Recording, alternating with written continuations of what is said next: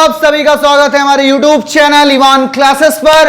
और न्यूमेरिकल की सीरीज में आज ये दूसरा लेक्चर है जिसपे भाई साहब हम मिरर फार्मूला के सारे न्यूमेरिकल्स की सीरीज में जो भी इंपॉर्टेंट प्रीवियस ईयर क्वेश्चंस हैं, सीबीएसई के, आईसीएसई बोर्ड्स के जो भी क्वेश्चंस हैं, जो भी एनसीईआरटी के क्वेश्चंस हैं, सारे क्वेश्चंस को हम डिस्कस कर रहे हैं एक एक लेक्चर में। तो जिसमें आज का ये क्वेश्चन है यहां पर, at what distance in front of a concave mirror.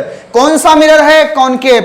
As always मैंने क्या कहा भैया कि जब भी आप सॉल्व कीजिए मिरर का नाम यहां पर ऐसे कोने में एक जगह लिख लीजिए। ये क्या करेगा? साइन कन्वेंशन की मिस्टेक्स को नहीं कराएगा। सुनिए, at what distance in front of a concave mirror of focal length 10 centimetre. Concave का फोकस कैसा होता है? निगेटिव। तो यहां पर एफ बराबर कैसा हो गया? निगेटिव। कितना? -10 senti.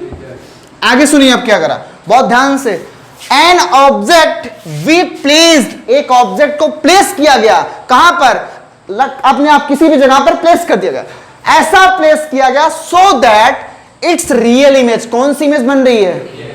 Of size 5 times then that of object. मतलब रियल इमेज तो बन रही है पर ऑब्जेक्ट की साइज की कितना गुना। और लास्ट टाइम मैंने क्या बताया था, अगर कभी भी ऑब्जेक्ट के कंपैरिजन में इमेज की बात करें तो क्या है? मैग्नीफिकेशन। तो ये किसकी वैल्यू है? 5। और कैसा इमेज है? रियल। तो m कैसा होगा? निगेटिव। तो m बराबर कितना हो गया? -5। क्या इतनी कहानी समझ में आ रही है कि नहीं आ रही है? आइए देखिए, फिर से बोल रहा हूं, एक बार फिर से समझा रहा हूं मैं बार बार। मैंने मैग्निफिकेशन की एकदम चैटियाने वाली लैंग्वेज में डेफिनेशन लिखवाया था मैग्निफिकेशन वाले लेक्चर में। क्या बोला था मैंने कहा था अगर कभी भी ऑब्जेक्ट के कंपैरिजन में इमेज की साइज की बात की जाए कि बड़ी होगी, छोटी होगी, बड़ी हो गई, छोटी हो गई, बराबर हो गई, तो ये सब क्या बताता है? मैग्निफिकेशन के बारे में बताता है। कितनी बार बड़ी हो रही है? 5 गुनी, 5 टाइम्स बड़ी हो रही है। यानी कि 5 क्या है? मैग्निफिकेशन है। कौन सा इमेज है? रियल। तो कैसा होगा? निगेटिव। कैसा होगा? आई बात समझ में? अब बताइए आपको निकालना क्या है? आपको निकालना है एट व्हाट डिस्टेंस, कहां गया यार? Focus an object be place so that its real image of size 5 times the radius of the object is obtain. हां, तो तुम्हें निकालना है v की वैल्यू, u की वैल्यू कहां पर प्लेस किया जाए। देखो क्या करा, एट व्हाट डिस्टेंस, किस डिस्टेंस पर किसको प्लेस किया जाए? ऑब्जेक्ट को कहां पर रखा जाए कि उसकी इमेज, जो इमेज बन रही है वो ऑब्जेक्ट कितनी गुनी बने? 5। आई बात फिर से समझ लो, इसका हिंदी मीनिंग समझो। एट व्हाट डिस्टेंस, किस डिस्टेंस पर? In front of a concave mirror, एक कॉनकेव मिरर के सामने जिसकी फोकल लेंथ 10 सेंटीमीटर है, उसके सामने किस डिस्टेंस पर एक ऑब्जेक्ट को रखो कि उसकी इमेज 5 गुनी बने। क्या बने? 5 गुनी। तो तुम्हें यू निकालना है ना, यू निकालना है ना, तो यू निकालना है तो यू कैसे निकलेगा? ना भी पता, नहीं पता, पर पता है। मैंने क्या बताया था? m बराबर फार्मूला, मिरर फार्मूला में यूज होता।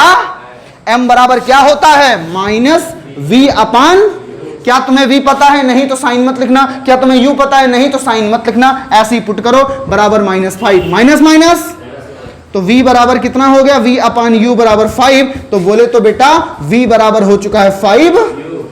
आया? अब क्या करेंगे? v और u का रिलेशन आ गया, f पता चल गया। क्या करेंगे? Applying mirror formula, mirror formula को अप्लाई करने पर ऐसे एक एक क्वेश्चन न्यूमेरिकल की पूरी सीरीज चल रही है भाई साहब, जिसमें आज का दूसरा लेक्चर है। पहला लेक्चर इसके पहले देख सकते हैं। आइए क्या हो जाएगा? 1 अपान f बराबर 1 अपान v प्लस 1 अपान u। f की वैल्यू बेटा कितनी है? -10 सेंटीमीटर। कितना है? -10 बराबर v कितना है? 5u। कितना है? और ये कितना है? u। बताओ एक ही वेरिएबल में बन गया कि नहीं बन गया? अगर v और u लिखते तो दो में आ रहा था, अब कितने में आ गया? क्योंकि v किसके फॉर्म में आ चुका? u के। क्या माइनस ऊपर जाएगा कि नहीं जाएगा? तो -1/10 होएगा। अब इनके बीच का कितना एलसीएम आएगा? 5u। तो यहां पर 1 आएगा, यहां पर कितना आएगा? 5 आएगा। कितना आएगा? नहीं समझ में आया? नहीं आया? अरे इसको डिवाइड करोगे तो 1 आएगा, इससे डिवाइड करो u कैंसिल, 5 आएगा। तो आ गया कि नहीं आ गया? -1/10। अच्छा एक बात बताओ, एक चीज और सुनो, रियल इमेज बन रही है तो v कैसा आना चाहिए? निगेटिव। रियल इमेज में v कैसा आना चाहिए? और u भी कैसा आना चाहिए? u तो हमेशा निगेटिव ही होता है, और रियल इमेज बन रहा है तो कैसा आना चाहिए? आओ देखते हैं, u निगेटिव भी आना चाहिए और v भी निगेटिव। क्या आएगा कि नहीं आएगा? -1/10 बराबर 6 अपान 5u। Cross multiplication start. 10 6 60 बराबर -5u। आइए आगे देखते हैं। तो u बराबर कितना आ गया बेटा? यहां देखो 60/-5 नहीं आ रहा, इसको इधर कर दें, -5u बराबर 60। जरा यहां पर देखिए u बराबर कितना हो गया 60/-5, तो u बराबर -12 सेंटी। क्या निगेटिव आया कि नहीं आया? और v अगर v तुम्हें निकालना हो, v बराबर v, तो v बराबर क्या हो चुका है 5u, तो v बराबर कितना हो गया 5 इंटू u कितना है -12, तो v बराबर कितना आ गया -60 सेंटी। बताओ भाई क्या v निगेटिव आया कि नहीं आया? v का निगेटिव आना मतलब कौन सी इमेज बनना? बहुत बढ़िया, नोट डाउन करो, फिर फिगर भी बनाने का ट्राई करते हैं हम लोग। हाँ, तो अब इसमें आइए हम थोड़ा सा फिगर बनाने का भी ट्राई कर लेते हैं, कैसे क्या बन सकता है फिगर एक अनुमान में भाई साहब, है ना, क्या कैसे हो सकता है। आ जाओ इमेजिन कर लेते हैं थोड़ा सा, और अगर फिगर बनाने का ट्राई करोगे तो बहुत ही प्रॉफिटेबल बिजनेस होगा। ये कौन सा मिरर था? Concave mirror. बन गया कि नहीं बन गया? बन गया। फोकल लेंथ कितनी है बेटा? P है, F है, C है। फोकल लेंथ कितना है? 10। ये रहा 10 सेंटीमीटर। आगे सुनो भैया, U बराबर कितना है? कितना है माइनस? बताओ, -12 मतलब क्या? 10 ये 2 ये, अरे यही कहीं तो होगा, नहीं समझ पाए? मतलब ऑब्जेक्ट कहां रखा गया? सेंटर और फोकस के कहां बनता था? सेंटर फोकस के बीच में, बियॉन्ड द सेंटर ऑफ। बड़ी बनती थी कि नहीं बनती थी?